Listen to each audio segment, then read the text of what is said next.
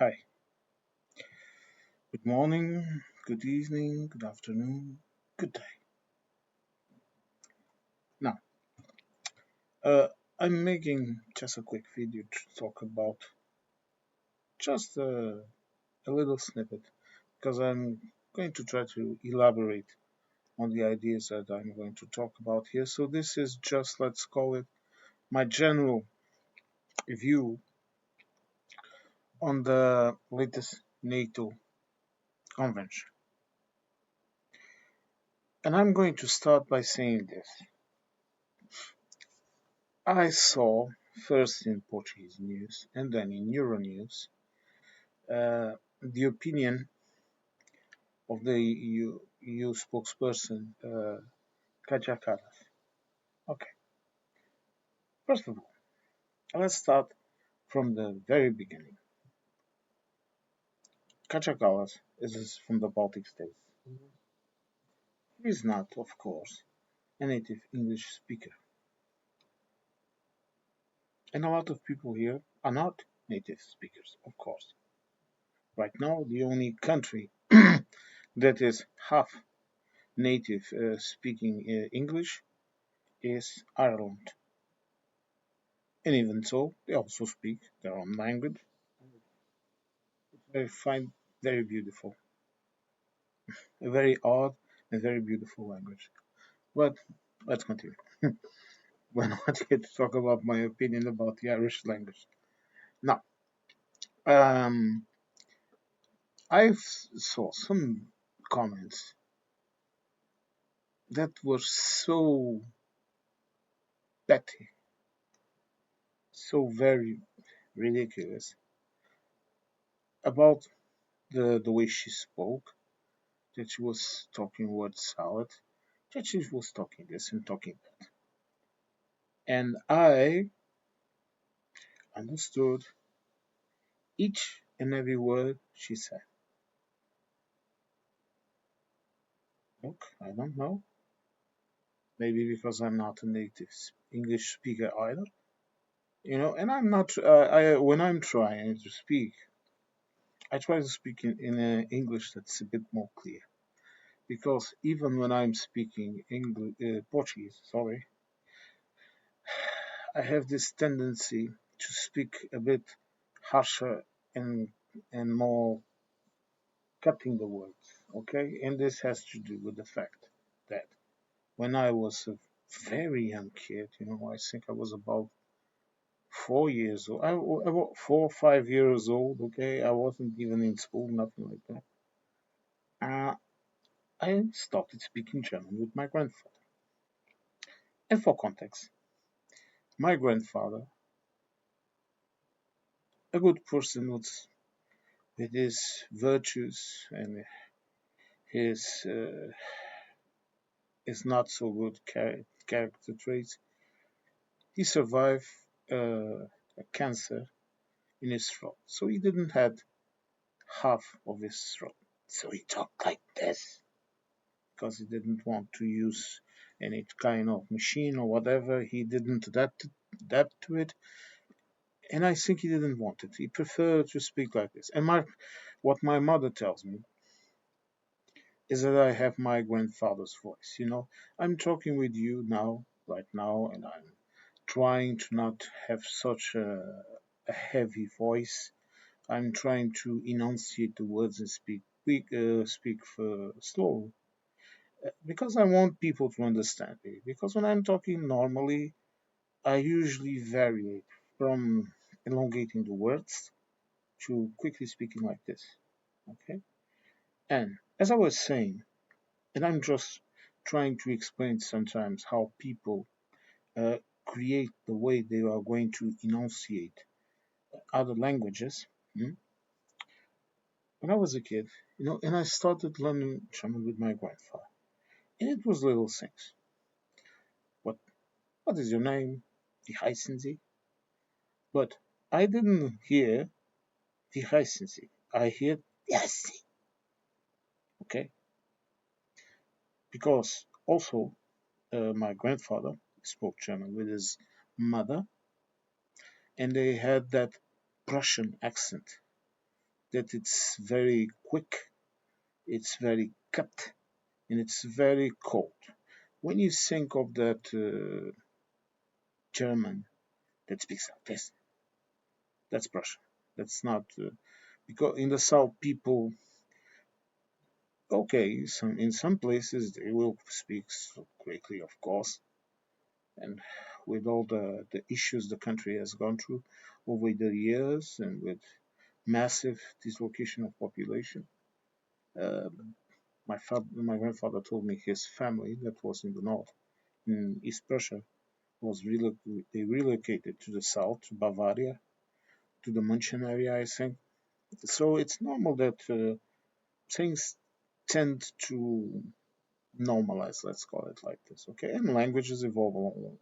But this fact that I was learning German with my grandfather like that uh, causes me that when I speak German, most German people recognize that hint that I myself cannot recognize because that's the way I spoke. And in South Portugal, where I was born and raised, people speak Portuguese in a very different fashion than they speak in the north or in the center of the country. Okay, they tend to elongate the words. Something like this. For example, if it's suppose it was a normal, I don't know, English person speaking, and it was well, not a portion, but hello, my name is this and that, and I do this and I do that. Okay? If it was a sudden people, hello, my name is this. Okay, it's eerie how it sounds like that southern hillbilly accent. But in fact, it really has that twang. And I even heard an American, Californian guy telling that since that Portuguese accent also had a mild influence in Mexico, and those Southerners speak like this, and that might be one of the reasons why the Mexicans sometimes speak a little different than the Spanish speakers. And Spanish, as you know, Spanish does not exist. What exists is a language called Castilian, which is the most common language in Spain, but not the only one. And he says that though that influence comes a bit from there, from that twang of speaking slowly and not let yourself go, boy. Hmm? Okay, so as you can see, I have a lot of influences in my accent, in my way of speaking, and that also influences the way I speak English. Because if I was to speak English like I normally speak, it will be it will be very fast, very harsh, and sometimes with these long pauses that I sometimes myself cannot understand. Okay, what am I trying to tell you with all of this history? People might speak differently in English from you, but they are not dumb and they are not talking bullshit. She was being quite honest. She said something, for example, that I'm certain a lot of American supporters of Mr. Trump did not like. That when she talked about the way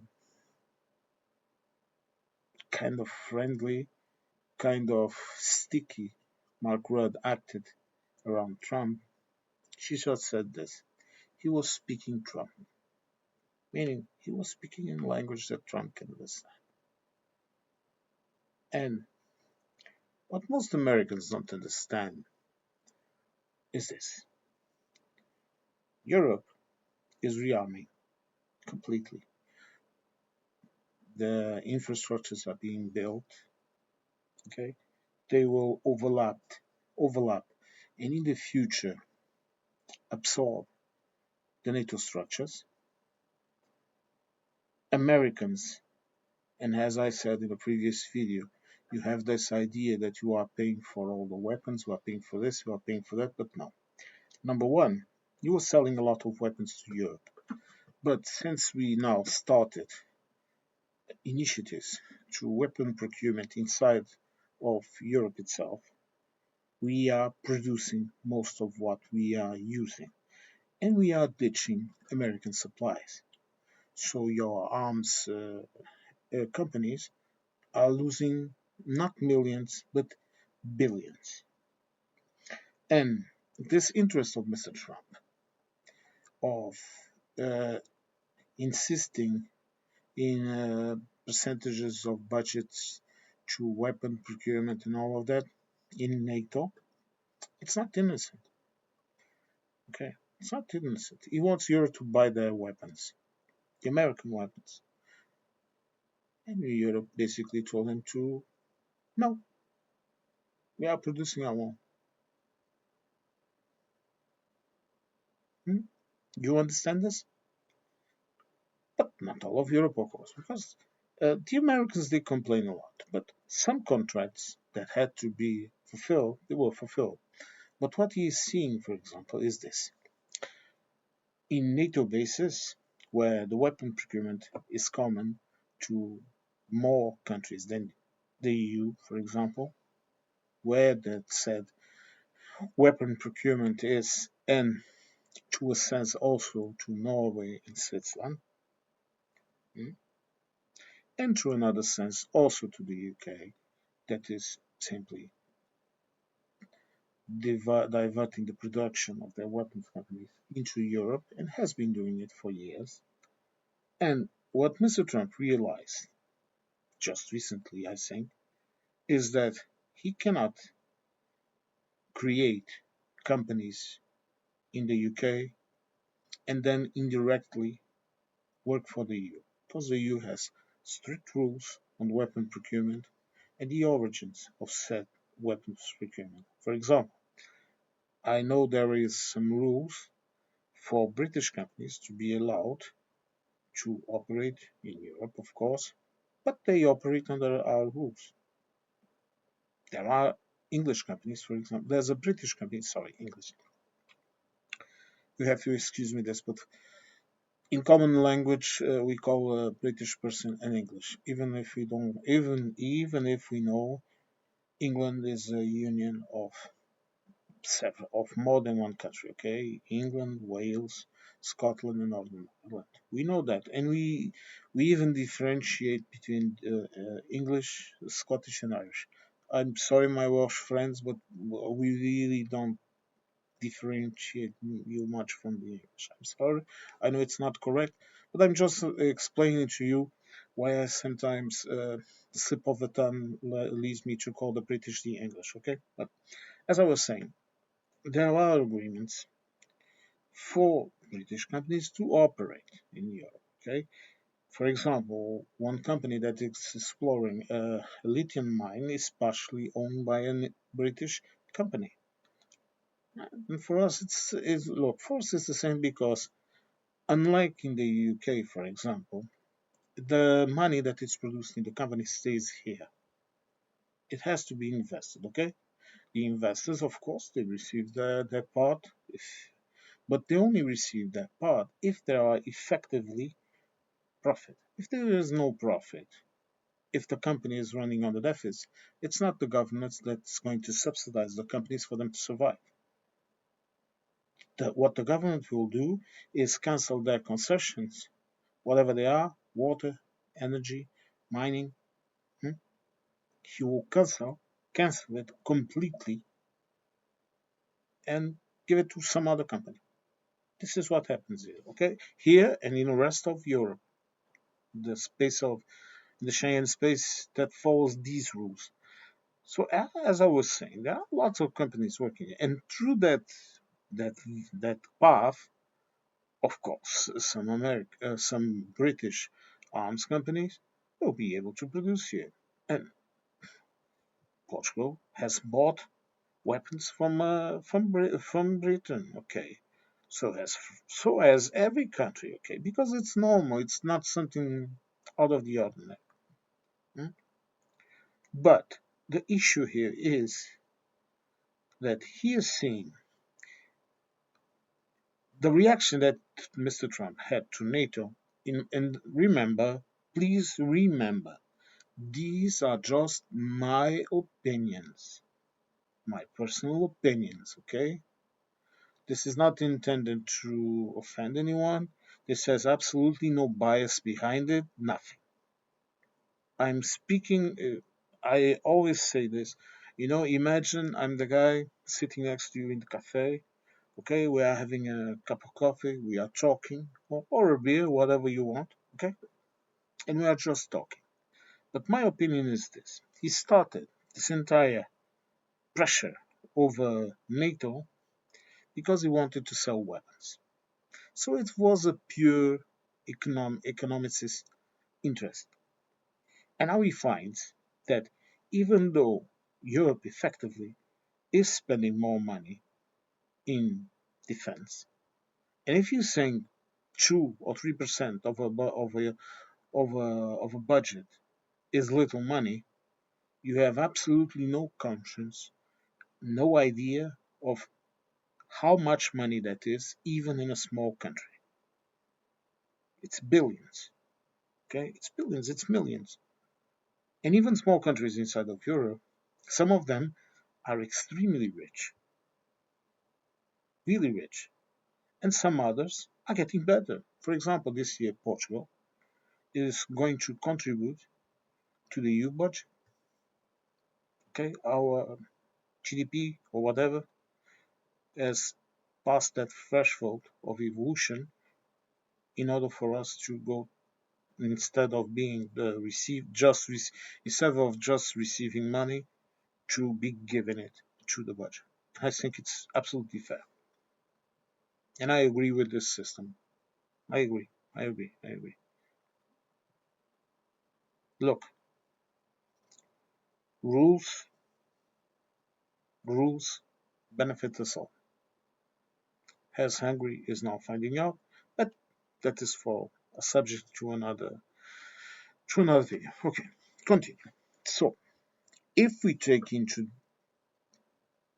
to mind this perspective that all the pressure that Mr. Trump was giving to NATO and his two henchmen, Vance and Hexet, Vance, well, let's not talk about it, but they were the spokespersons for this idea. It was all in an effort not to force Europe to buy more American made products that we don't need. I'm sorry, we don't need American beef, and we don't want it. And we don't need American chicken, and we don't want it. Okay? And American cars. Let's just say some are built here, and that is maybe the reason why people buy them. But I have given my opinion about American cars. I don't mean to offend anyone, but I have been driving for almost 30 years, so I kind of know what the hell I'm talking about. Hmm. Tesla sales, they continue to drop. That company is dead in Europe, completely. He can say sorry, but no. Also because the technology is inferior. This is something people forget. The technology of Tesla cars is inferior to European or Chinese cars. And you can argue and you uh, can ask why. You can say the Chinese stole the technology. Oh, okay. The Japanese also stole the technology from the Western companies, and then they turned it into something else. And before that, the Western companies had stolen the technology all in between them. Okay, uh, this is the rhythm of history. This is the rhythm of technology. Okay, we are all stealing from each other and then turning it into something else, looking at it from a different perspective and creating something else. This is how Ford created the assembly line. Okay, this is how all of these things happen. It's not natural and normal. Okay, But let's continue.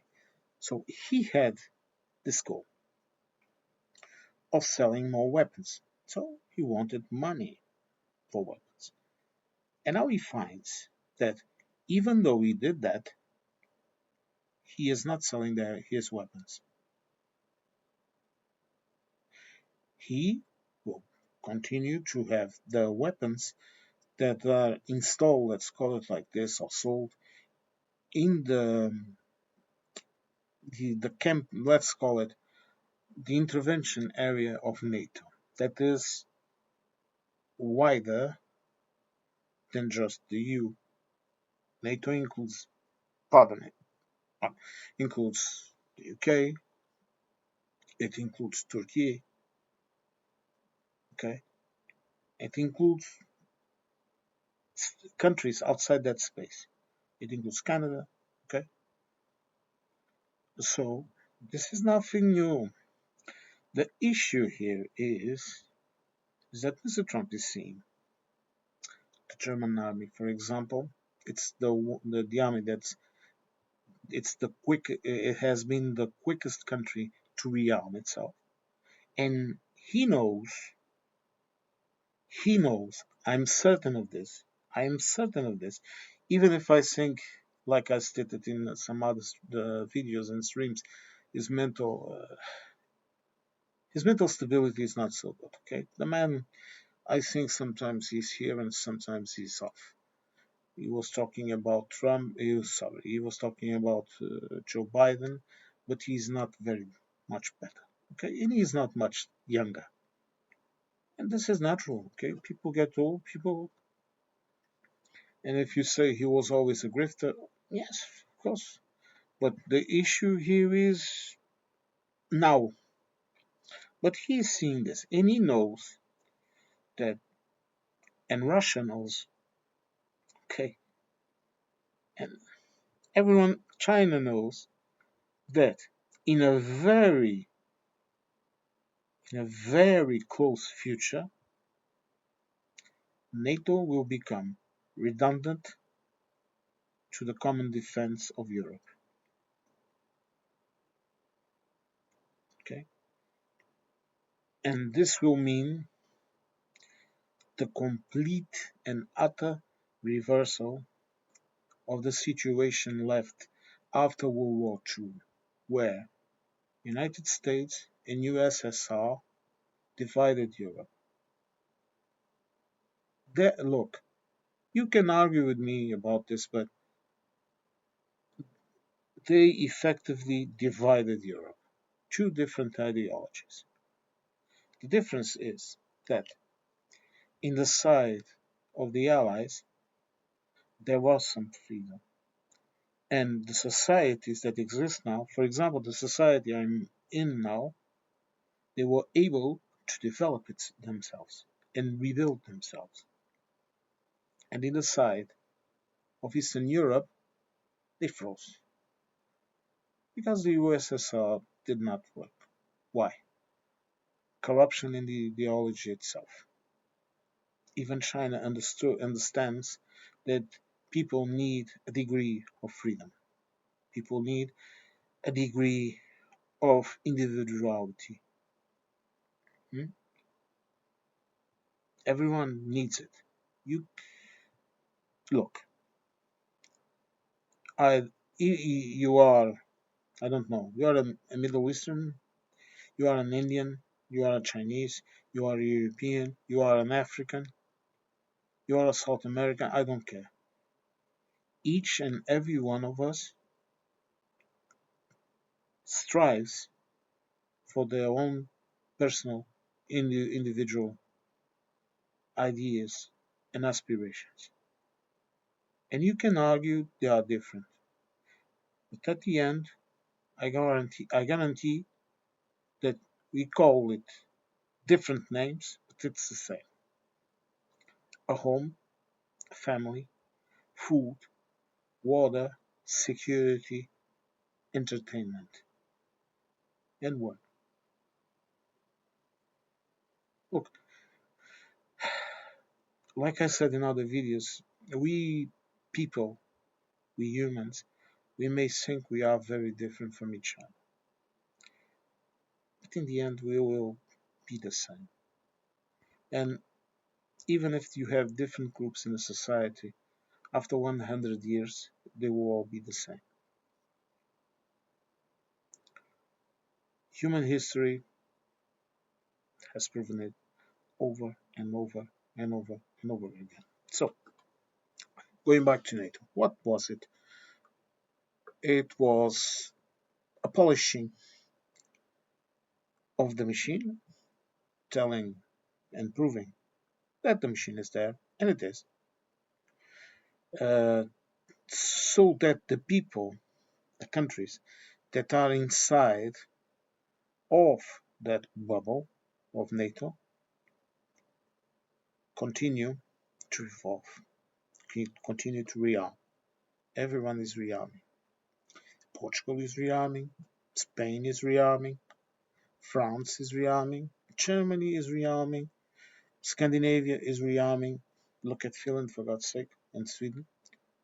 The UK, it will rearm, but it still has an more or less decent army. Unfortunately, we know what the issues with the UK are, so I won't. I will, if I want to talk about it, I will make a video about it. So, what is my assessment of the NATO summit? Nothing. They just said to whoever was listening, especially the Eastern Dwarf, we are still here. Simple as this. But in the future, when Europe has fully rearmed itself to a level superior to what NATO is today, and it will, it will. It won't take very long. Because no future politician in Europe, be it inside of the EU or outside of the EU, will want to be dependent on another USA like state. And I would say something that might seem ominous, that might seem unrealistic to some people, but I do see the USA fall, just like the USSR fell, and to turn itself into something similar to what uh, Russia is now. And if I'm seeing that, so are people far more qualified than me and far more powerful than me seeing in Europe. And what are they doing? They are preparing to, number one, collect the spoils, and number two, defend themselves.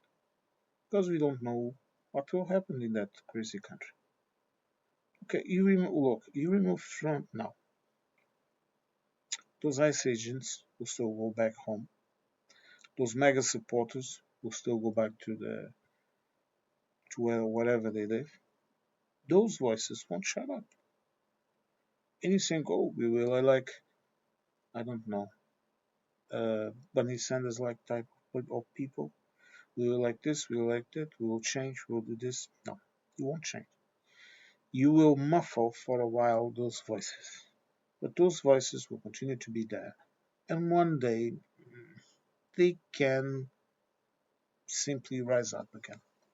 And this is why when I said this bombing, if it did not stop, if this did not stop of escalating, I will be very worried. It's precisely by that reason, because I think that if war starts, I think Mr. Trump will have an attitude just like Mr. Putin is having, of throwing everything in the kitchen sink in order to get whatever they expect to get. Putin is killing Russia. And I have no doubts Trump would kill America too if it served his intent. Why? From the way he speaks. Just have to listen to him, okay? Self centered, narcissistic, selfish, single-minded, and to be single determined and single-minded is an excellent characteristic in a good politician and also in a good businessman. But when that is associated with ego problems, with emotional issues, with pet hates and extremism, it's very bad. But another NATO summit, more of the same. Okay, they will do their drills, they will put their troops in, and one day, I don't want to forecast time much, but perhaps 5 years, less than a decade, you will see European armies, maybe a European army, doing exactly the same that they are already doing. Okay, sorry the rant took a bit longer than I expected. I thank you very much for listening to me. I gladly welcome your comments. As always, if they are polite, I will answer. If they are trolls, they will get hidden. And if you are a dumb idiot, I either won't answer you or just remove you. But if you want to criticize, please, the comment section is yours. Now, once again, thank you very much for listening to me, and I will see you next one.